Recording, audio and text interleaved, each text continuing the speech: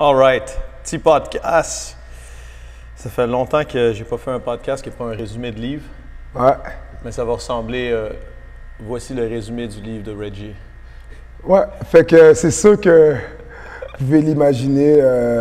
Hey, d'ailleurs, là, j'ai écouté plusieurs de tes podcasts, d'ailleurs, là, les matins puis tout. Là, je les écoutais même en live des fois. Ouais. Mais, tu sais, il y a plusieurs... Tu sais, des fois, on veut amener des sujets dans la vie, puis là, t'es comme, ah, je vais faire attention, peut-être que je devrais... Je vais te mettre un peu plus... Ici? Là, t'es good. Ouais. Fait que là, t'es comme, OK, tu sais, est-ce que je devrais faire attention à la façon que je vais m'exprimer par rapport au sujet? Moi, je suis comme, tu sais, des fois, il y a des sujets qu'il est temps de prendre action immédiatement. Puis ça, vous savez de quoi je parle à propos du Black Lives Matter, qui est un mouvement peut-être, puis je tiens à le préciser que c'est pas une mode, tu sais. Puis c'est un peu de ça qu'on va parler aujourd'hui, notamment, tu sais, par rapport aux décisions qu'on peut prendre, chaque individu aujourd'hui, les actions qu'on va prendre, mais de savoir avant toute chose, de le faire ici avec son cœur, tu sais, de le faire avec une honnêteté réelle, et que si on prend ici un pas vers l'avant afin d'amener l'humanité vers l'union, tu sais, de savoir à 100% qu'on ne le fait pas pour se faire acclamer après en tant qu'individu, tu sais. Oui, mais c'est un peu pour ça que ça m'a pris longtemps à me prononcer sur le sujet, parce que ben, pour nous, être tolérant, aimer la diversité, être contre le racisme, c'est pas quelque chose que tu fais pour faire plaisir à tes followers. C'est quelque chose que tu fais 365 jours par année, 365,4 jours par année, right? 24 heures sur 24. C'est une question, comme on va parler, d'éducation et de valeurs. Ouais. Et donc, c'est en rien quelque chose qu'on est en train de faire pour essayer de donner à nos auditeurs ce qu'ils veulent entendre. C'est vraiment plus de partager notre point de vue, comme on fait souvent avec Reggie, pour démarrer une discussion que vous pourriez avoir avec votre famille, avec vos amis, avec vous-même, puis réfléchir sur le sujet. Parce que on parlait hors onde avec Reggie. Moi, ce qui me donne mal à la tête puis qui m'empêche de dormir sur le sujet du racisme, c'est que c'est le seul sujet dans lequel, quand je rentre dans un débat contre quelqu'un, je vois aucun argument possible pour supporter que la race blanche serait supérieure à une autre race. Je vois aucun... Je suis même pas capable de tomber sur un argument, même si c'est un argument pas bon, pas valable, je suis pas capable de trouver. Et je mets au défi, justement, c'est ma nouvelle façon, comme j'en parlais avec Reggie, d'essayer de faire changer les gens. Je mets au défi les gens qui ont peut-être sur une échelle de 1 à 10, qui ne se considèrent pas genre un 10 sur 10 d'intolérance, c'est clair, mais on a tous des niveaux d'intolérance dans la vie, de vraiment essayer sur quoi est-ce que c'est basé. Ouais. Je ne suis pas capable de trouver sur quoi est-ce qu'on pourrait baser le fait que, genre, Reggie serait moins performant que moi. Je veux dire, premièrement, si vous le connaissez, c'est fucking faux. Non, t'es performant en maths. Maths, ton endurance est incroyable. mais il n'y a quand même pas de... Fait que ça, c'est le premier point. Puis le point que j'apprécie énormément de Reggie, c'est que, ben, la vie, le passé, l'histoire, c'est clair que c'est injuste. C'est clair.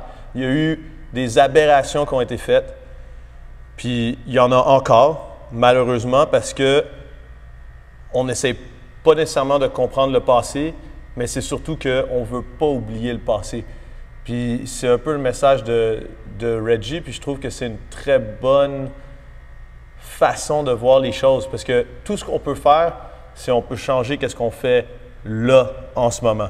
On ne peut pas changer qu'est-ce qui a été fait dans le passé. On peut, bien sûr, en apprendre, mais tout ce qu'on peut essayer de faire, c'est un geste aujourd'hui pour créer l'avenir de demain. T'sais. Ouais.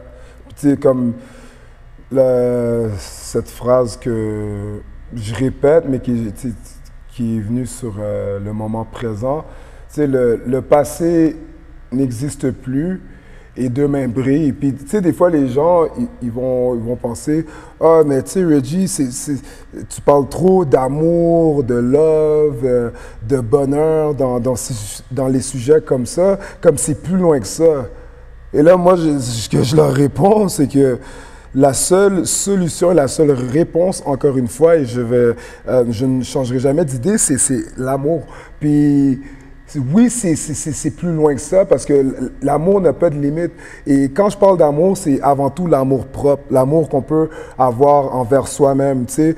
Puis ça part vraiment, ça part de loin. De toute façon, ça peut partir de l'éducation, tout ça, mais il y a plusieurs facteurs. Mais vous pouvez prendre la décision aujourd'hui, en ce moment, si vous écoutez le podcast, puis vous avez des opinions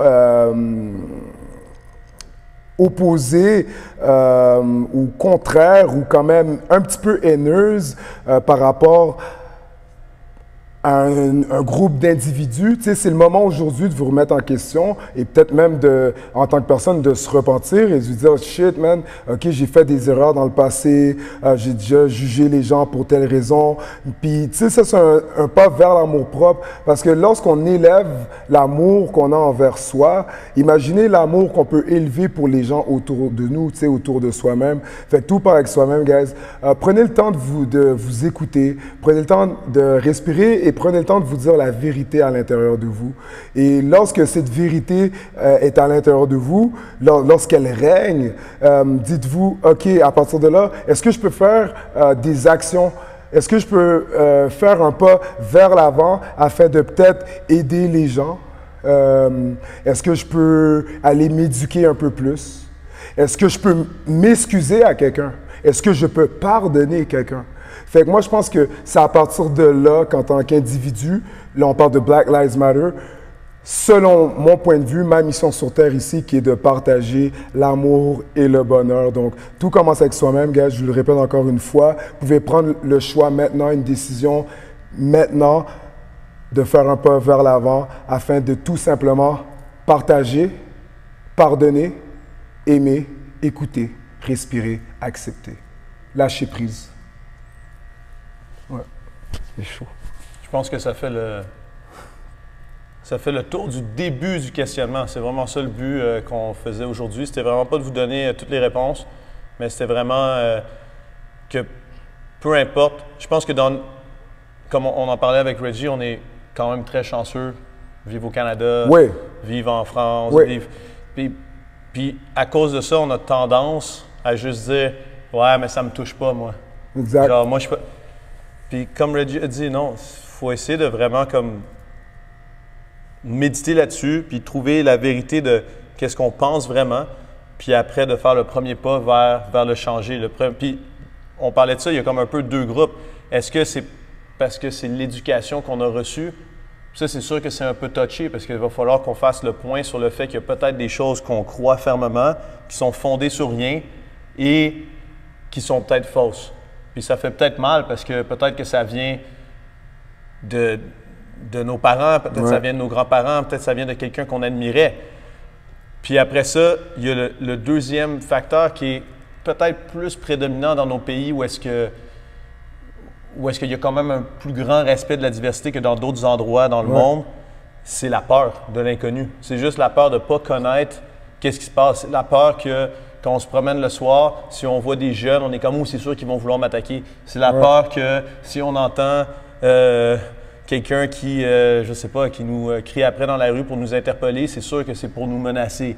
C'est la peur de ne pas savoir quoi que ce soit on en parlait sur la religion musulmane, puis de penser que c'est tous des terroristes. C'est complètement aberrant, mais ça vient de la peur. Puis comme a dit Reggie, il faut savoir, est-ce qu'il faut qu'on travaille sur notre éducation ou est-ce qu'il faut qu'on travaille sur la découverte de l'autre versus de s'enfermer puis d'avoir peur de n'importe quoi qui n'est pas exactement comme nous on aurait fait. Exactement.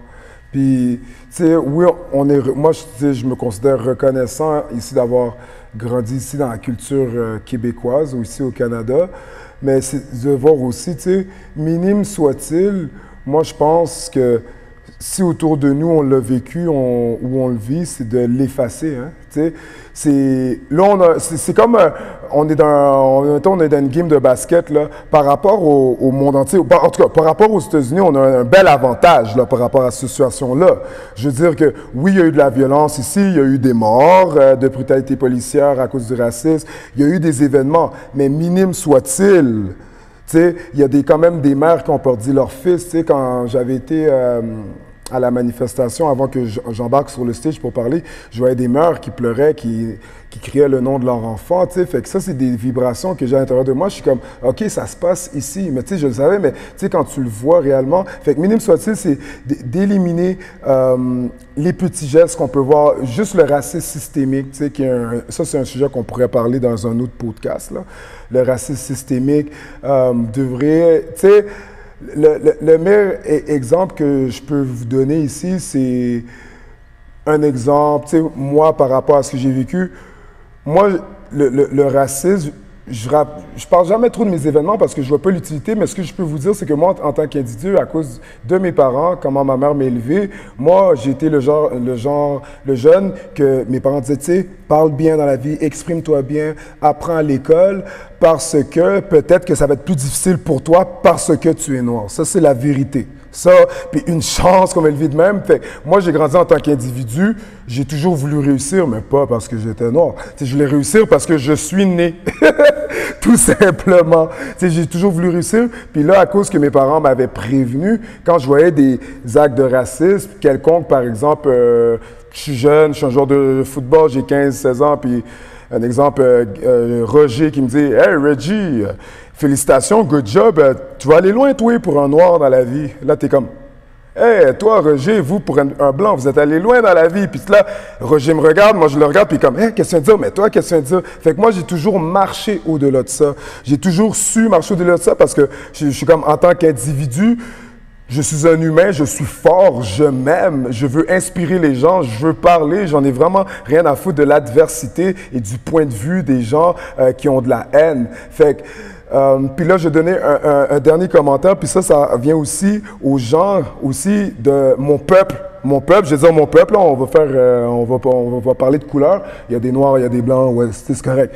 Les noirs dans la vie qui m'ont dit « Ah, Reggie, good job pour un noir, t'as réussi, man, tu le fais bien pour nous autres. » What the fuck? Tu sais? Fait que, guys, c'est de prendre un pas vers l'avant encore une fois, man, de s'éduquer, d'être intègre, apprenez, puis partagez autour de vous les bonnes informations. Essayez de savoir ce que vous voyez dans les médias. C'est-tu vrai ce que je vois dans les médias? Est-ce que je dois croire ce que je vois dans les réseaux sociaux? C'est-tu vrai ce que je vois? Tu sais, soyez sensés. Puis quand vous écoutez votre cœur, je pense que la vérité le dit, hein? Je pense que de racines humaines, lorsqu'on est sur Terre, on est pour vivre l'harmonie, guys. Ouais.